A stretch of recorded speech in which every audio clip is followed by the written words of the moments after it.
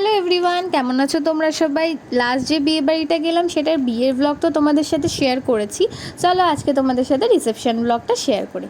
তো প্রথমে আমরা সবাই মিলে রেডি হয়ে উঠে গেছিলাম বাসে, আর আমরা এখানে কন্যাযাত্রী যাওয়ার জন্য একেবারে রেডি।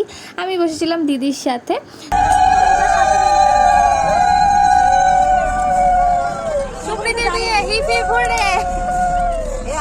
অনেকটা ট্রাভেল করে অবশেষে আমরা পৌঁছে গেছি। এই যে আমার বৌদি ভাই, দাদা, আমরা সবাই ওখানে ছিলাম। যাওয়ার পরে ব্রাইড আর গ্রুমের সাথে দেখা করে আমরা চলে এসেছি স্টার্টার খেতে। স্টার্টারে তো অনেক রকমের আইটেম ছিল, পান ছিল, আইসক্রিম, মোমো, তারপর ছিল fish ball, dry chilli chicken, আর মোমোটা বেশ মোটামুটি ভালোই ছিল।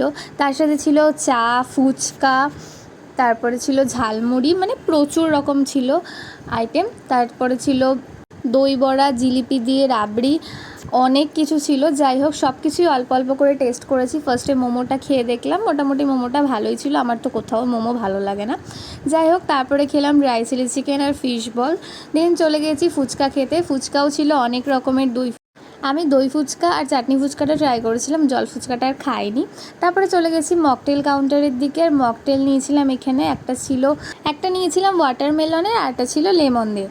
লেমনেরটাও ট্রাই করেছিলাম, মোটামুটি ভালোই ছিল। তারপরে নেক্সট চলে গেছি দই বড়া খেতে। দই বড়াটা তো দারুণ হয়েছিল। তারপরে জিলিপি দিয়ে রাবড়ি খেয়েছি, মানে প্রচুর কিছু খাওয়া দাওয়া হয়েছে। সব রকমই খেয়েছি, অল্প অল্প করে সব কিছুই টেস্ট করেছি। শুধু চাটা তোমাদের দেখাতে পারিনি, বাট চাটা খুব ভালো হয়েছিল।